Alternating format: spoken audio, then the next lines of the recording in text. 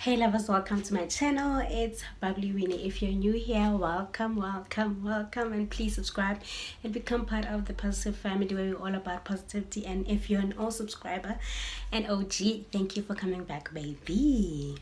So I tried doing something different with my hair. Like, the lighting here is pretty bad, so please bear with me. Like, there's nothing I can do. My ring light it's there, but it's really not making any difference because it's a small one. So yeah, but yeah, I tried doing something different with my hair. Like, I tried doing a mini flat twist, but it's not flat twisting. But yeah, and I retouched my blonde because of the lighting. Obviously it looks darker than it is, but it's actually lighter and it's actually brighter than it looks on the camera. But I promise you it's nice. Okay. And yeah, so today I'm going to be talking about relationships when you're living with HIV as a young person.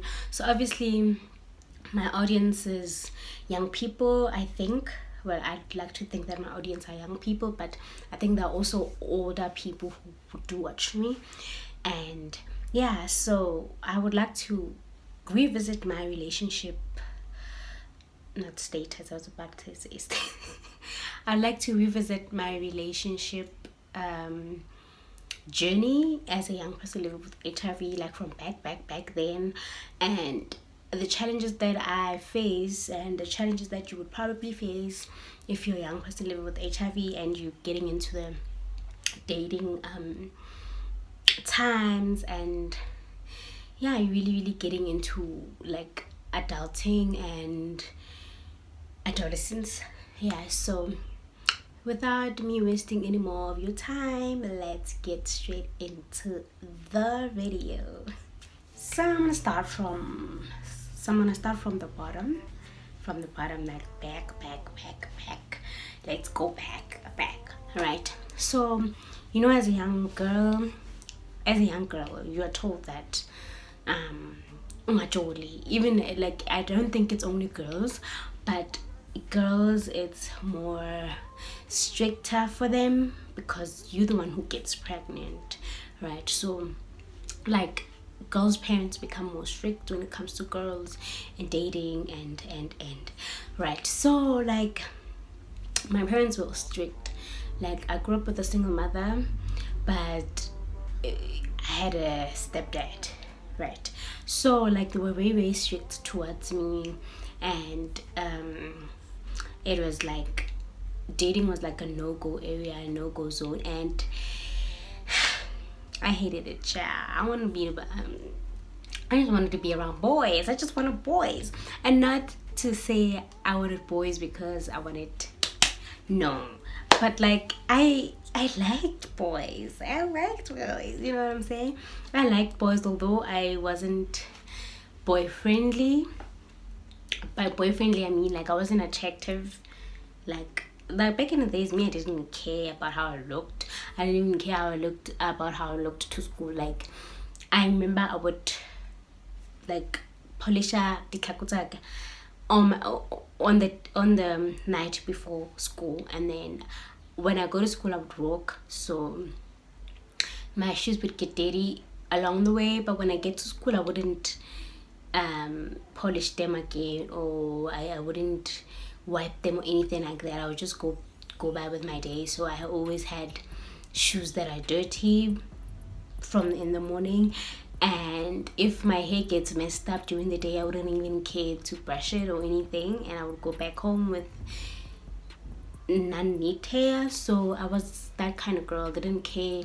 I was just this little ugly thing that was so forward, so bubbly, so all over the place.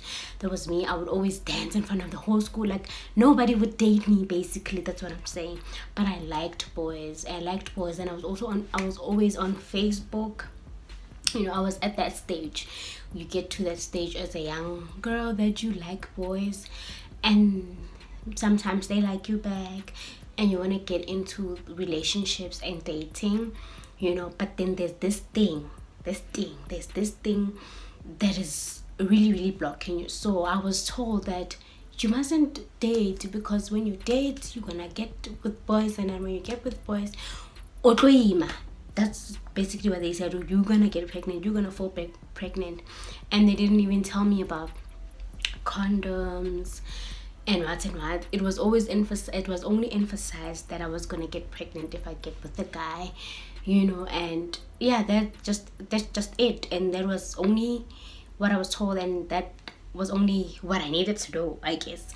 So yeah, and then knowing my status, you know, I read a lot about it, and I found things that, you know, I can have sex, get with boys, but then it don't mean I'd have to use a condom all the time, and I'd have to tell them at some point, you know, because, you know, sometimes it would be a thing of when I want to use a condom, they'd be like, you don't trust me, and I'd have to tell them why I want to use a condom all the time. So yeah, I got to educate myself about my status and what I needed to do to get with boys, but I never got myself to do it. I never got myself to get with a boy because I was scared.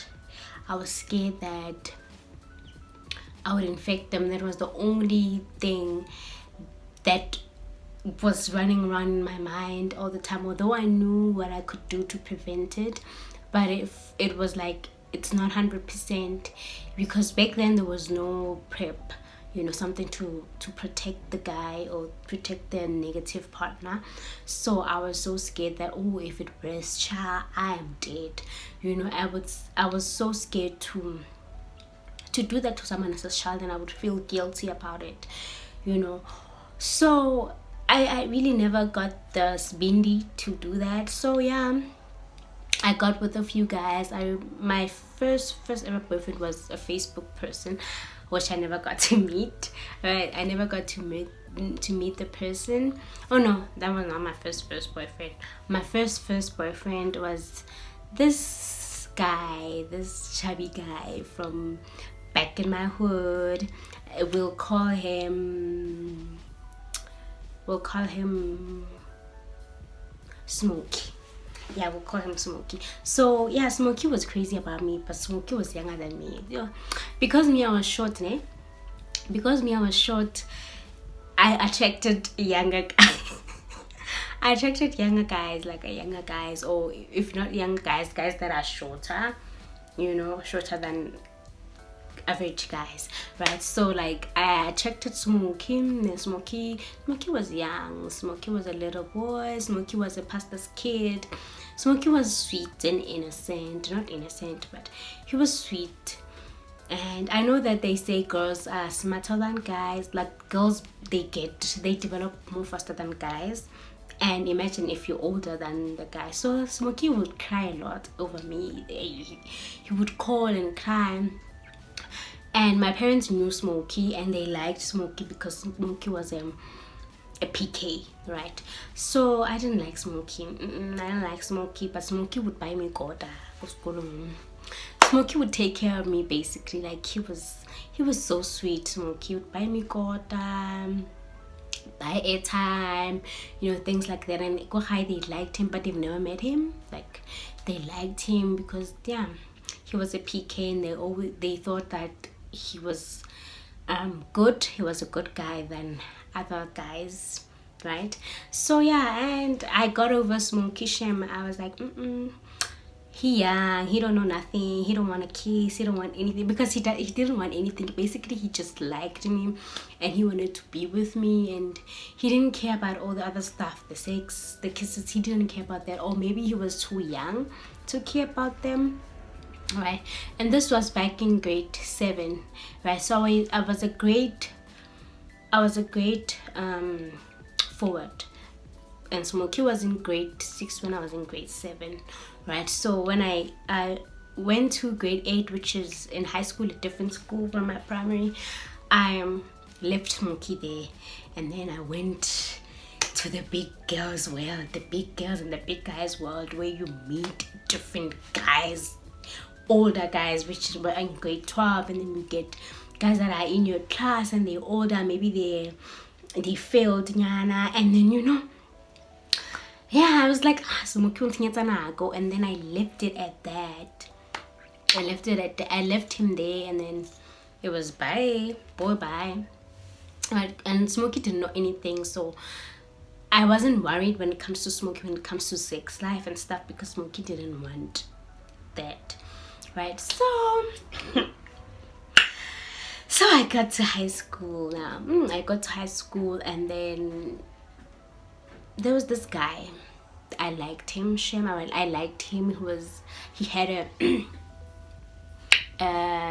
what's this? Bass, man, that deeper voice, you know. English, yeah, like when it comes to me telling a story. So he had, you know, he had that voice, and I liked him for that. But his voice was like not squeaky, like raspy. Yeah, it was like, yeah, Winnie, you know, that kind of voice. I fell in love with this guy. I was crazy in love with this guy. He shared me, like he was in the same class as me, but he failed, so grade 8 when he wasn't supposed to be in grade 8. He was supposed to be in grade 9. So he was older. He was a clean dude. You know when you're not clean, but you attract someone who's clean. I'm clean now, but back in the days I didn't care. So this guy was clean. The shine. The ghost is little white. Broke. He used to wear what's this called? Oh, they had a name for the pants, but the pants would be malankani yana napara malankana buruku.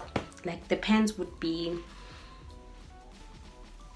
shorter. Like we wore the guys wore long pants, but his pants would be maybe past his what are these called? Ankles. Are they ankles? Oh, sorry. They would be past his ankles, like godimu, and then you would see his ankles, and then you see his, like, yeah, they would be shorter than they had to be, the trousers. So yeah, he wore that. He wore a clean shirt, like a clean yellow shirt. He was, you know. So I fell in love with the guy. Like back in the days, I remember I was so crazy. I gave the guy my number. The guy called me. I remember the first time the guy called me, he was like, yeah, Winnie, so I told you that I like you. I told you that I love you. And so what do you say? Yeah. I was like, yeah, you know, I like you too. And then he was like, so because you like me too, tomorrow you have to give me proof that you like me. So obviously the proof would be the kiss. So I had to give him a kiss, right? The next day I had to give him a kiss, and then came the next day, and then I found out that the guy had a girl, and so it was a turn off for me. And I'm so glad that I found out the guy had a girl before I kissed the guy, because that would be, yeah, I would, because back in the days a kiss was a huge thing, you know. So finding out that you kissed the guy and then the guy has a girlfriend, you know. So I moved on from the guy, and then I met this guy who was older than me. He was 7 years older than me. So I met this guy when I went to visit my friend B. And then I went to visit my friend, and we would do homework together. My friend and I would do homework together. So me and B would do homework together, and the guy was living same street as B, right? And then they were used, like, he was like a family friend type of thing. So he would come there all the time, like nebatloelani with B's fam, right? And then he saw me, the guy, and he liked me. And then, yeah, he took my number. And then now, because from school to my house, we passed by B's house. Like, we'd pass Main Street, and then whereas B's house was like, you Tanaka Pachisi, and then it's that next street. So, yeah, and then the guy would persuade me to pass by his house when I go to school, and then he would walk me home, right? So yeah, we dated for like some time. He was the first guy we dated for like some time, like a longer time, right? And he was not that good looking, you guys. He was not that good looking, and people would judge me and be like, oh, why are you dating this guy? This guy won't come low. This guy, he's so ugly. You know, you deserve better and whatnot. I deserve better, but I don't have better at this moment. Guys don't want me, okay? They don't want me. This is the better I can get. Thank you. And then I dated the guy, continued to date the guy, and then there was this time that the guy wanted sex. This time the guy wanted sex, and then so I used to be like, my mother was working, stepdad used to come only when my mom comes home, right? So I would be home alone during the day, and then around 5 my mom, I would know that I'm preparing to cook and stuff, because my mom would come back, right? So my guy persuaded me that, oh, what are you doing today? And then I was like, nah, nothing. And then he was like, okay, come by, you know, and we'll just chill, right? So I was like, okay, I'm gonna come by and we'll chill. I think it was the Golden Edit or something. Yeah, schools were closed. Yeah, schools were closed. And then yeah, when they schools were not closed. I'm lying. We were writing exams, so that day we were not writing, so we were not going to school, right? Because I remember I think the next day or the day after, we went to school to write some paper, right? So the guy invited me there, and then I thought we were gonna chill where our usual spot was. So we would chill, go purchasing. There was Colbert Kitty King. Man, no, I Colbert, and yeah, we would chat, kid, and then the guy this day was like, no, come by my place. No, he was like, and then he was like, don't you want to go inside and we'll chill? And for me, chilling was like chilling, really. I was in grade 9 at that time. I didn't want nothing more than chilling. Well, besides the fact that I was scared that what I have would swallow someone else, and I don't want to be in the same room naked with a guy. That is basically it. But then I didn't know, like, Nan Caliphate, he was 7 years older than me. He had an older mind than I did, and then he wanted something basically that day, and maybe he thought that I knew, right? So can't even because I didn't know that the mkuku he took me to was not his mkuku. He borrowed it from a friend. He was like, stele, because I have someone coming and I need a place to shack, right? And then the friend agreed, so we got into this mkuku that had a bed, and then it had a dining area and a kitchen there and stuff. We went into the mkuku, and then we sat on the bed. So right now I'm sitting on the bed. I'm like, oh, I lie down like kapatlan on the bed, basically, because when you're on the bed you think of patlamin and then kapatlan, right? And then the guy was coming closer to me, and then I would shift, and then he'd come, and I would shift, he would come closer, I would shift, until I'm at the edge of the bed now. And then he's like, no, you're gonna fall, because I was so scared, you guys. I was so scared. You're gonna fall. And then he picks me up and brings me to the side of the bed where I'm not gonna fall, because he's the side by the edge. And then he starts touching me. I remember I wore a denim shirt, and it had buttons, like, yeah. So he wanted to unbutton my top, and I was like, I ain't doing that, child, stop it. He was like, no, I won't hurt you. Is it your first time? I'm like, yeah, and I ain't doing it because I'm not ready. And he was like, no, I'm not gonna hurt you, I promise. I'm gonna be gentle. You know these guys, I'm gonna be gentle, and what.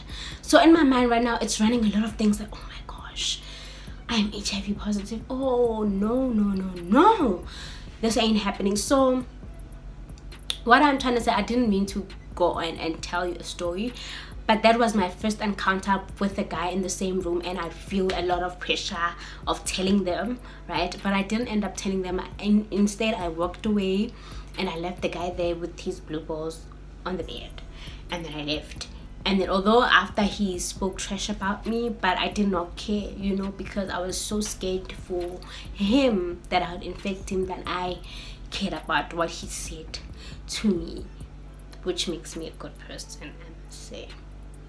Right, so that was the first time I encountered like a sexual situation that I was so scared of.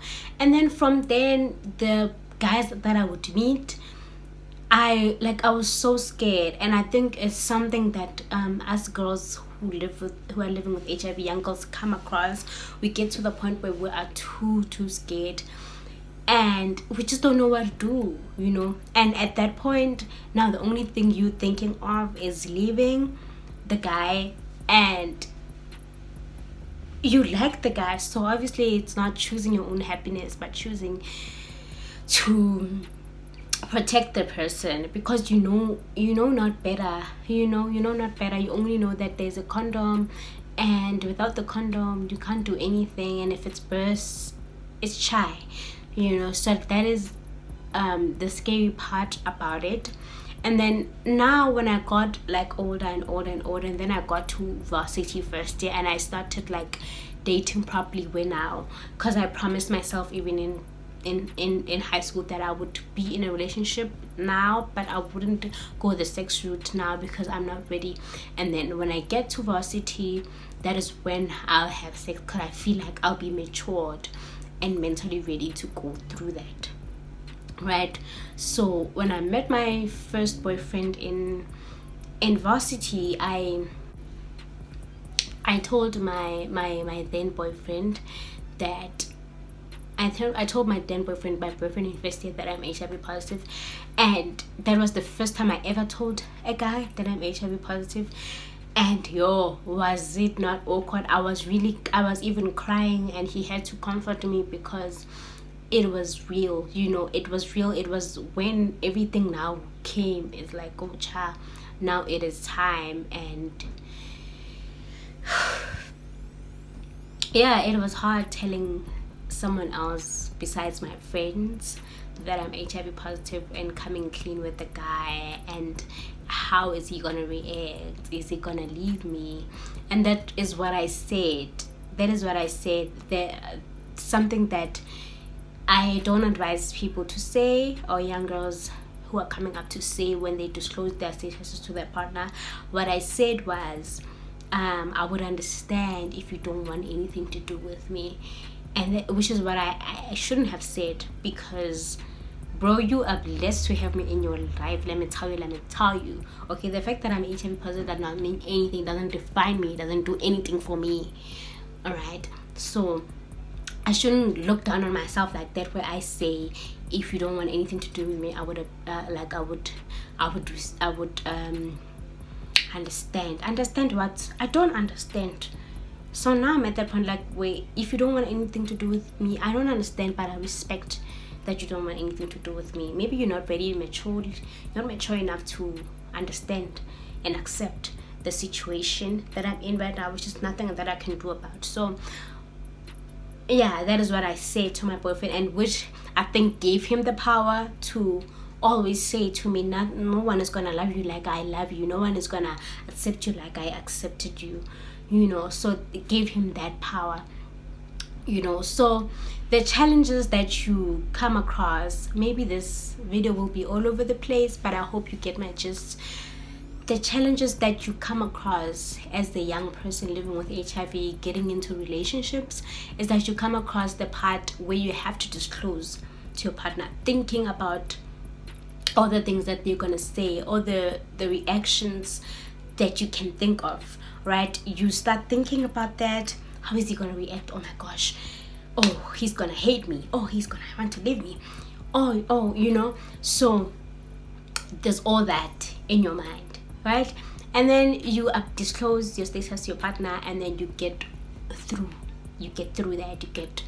that situation. Now the next step is now educating your partner about this thing that you're living with, this devil in you, right? You disclose, and then you have to educate. So now it's educating your partner about the treatment that you take, okay, how many times you take it, so they remind you when you're with them that you have to take it. Sometimes because you forget you're human, so you have to educate them about the treatment, right? You have to educate them about your sex life. How is it gonna be? There's a condom, there's a PrEP now. If it bursts, there's a PEP, or if something happened, there's a PEP that he has to take. He has to get tested regularly. You have to go through that education part now about it, so that he knows how to live with you. He knows how to take care of you like you take care of yourself. He knows how to take care of himself now that he's living with an HIV positive partner with sex life. What happens if I bleed in front of them? What measures they have to take. Now you have to educate your partner about that. So those are the challenges that we come across. And I would say, like, over my dating years, I am still in my dating years, but now I'm in a stable relationship with a mature man who knows what he wants and who is going for what he wants, which is me. And I respect him for that. I respect him for like the effort that he is taking to understand me, to understand HIV, to understand how he can live with me. I respect him for that. And yeah, so that is what we have to deal with, the struggles that we have to go through. It's acceptance. Accept yourself first, right? And then you disclose to the other person, right? Sometimes you don't feel ready to disclose, right? And there's that, which I'd have to understand as your partner, that sometimes you're not ready to disclose. But when you want to use a condom, the partner now wants to ask you questions. You don't trust me. Hey, now you have to disclose. When you do disclose, you worry about the reactions of the person. You worry about how would they think. Maybe I'm gonna be single after this, right? And then after, you have to go through the education part where you educate your partner about it. So what I have learned throughout my whole dating experiences is that when you're not ready, you don't have to do it. You don't have to disclose when you're not ready, right? And I know there are those partners, when you want to get into they want to tell you that you don't trust them. Why should we use the condom? Because now you don't trust me. Now why are you doing this? Aren't we in a relationship? And don't we trust each other now? If they don't want to use it, let's leave it, because I am gonna do that with you. All right, you don't have to disclose. If they don't want to use the key to enter, they can't enter, basically. And that's what I've learned, that let's leave that thing of now having to pressurize yourself to disclose when you're not ready, because sometimes you don't disclose because you're not ready and you're not seeing a future with this person. You're not seeing you guys going ahead. Maybe it's just someone you like. Even when you look at the person, you're like, nah, I don't see myself with this person for a long time, right? So you don't have to disclose, right? Disclose whenever you're ready to disclose. And even when you do disclose to your partner, guys, don't disclose like, just tell them, I am HIV positive, I'm living positively with HIV, I do take my medication, and yeah, it is what it is. And it be their decision to want to stay with you or to want to live with you. And trust me, if they do want to live with you, it's their decision, it's their choice. You have to respect it, but just know that they're stupid and immature, because nobody who loves you and really want to be with you would leave because of your HIV status. There is nobody who's mature enough that is gonna do that, right? So right now, currently, that is what I have learned. And when you are with the person who is understanding and who loves you and loves you as you are and is ready to take you as you are and understand you, then educate them as much as you can. I know me, my babe be asking me questions all the time. So Winnie, what is PrEP? So Winnie, what do I do? He asks me questions and he wants to understand me. That is what I'm grateful for. And I'm always why do I say almost, but always grateful to have him in my life. He is the best. He is the best, and I wish for everybody to find something that I have found. I wish for everybody to find what I have found in him, because he goes through the pits to get to my heart, and to get to understand, and to get to, he does everything, and I'm so grateful for that. And that is what I wanted to tell you guys. Those are the struggles that we face, and it is what it is. But just know that you are living positively with HIV, beautiful as you are. Somebody who's gonna come and walk into your life and love you as you are. You don't have to shrink yourself. You don't have to feel bad about it. You don't have to do anything that is gonna make you feel bad. You must be in a relationship where you feel happy and where you feel that you are valued as who you are, because HIV does not define you. You are you before you are HIV. That is why we say people living with HIV. It's not HIV positive people, no. People living with HIV, because it's you first before it. It's you first before it, so they have to love you and love you as you are. So that is what I wanted to say to you guys. Thank you so much for watching. I really hope that you enjoyed the video. Maybe it was all over the place. It was I did a story, then I did tell you that, but you understand the gist of it. I just wanted to come on here and tell you guys about my relationship experience and what I have learned through all of that. And thank you guys for watching. Please like, please comment, and please subscribe if you have not yet subscribed. So until next time, see you in my next one. Bye.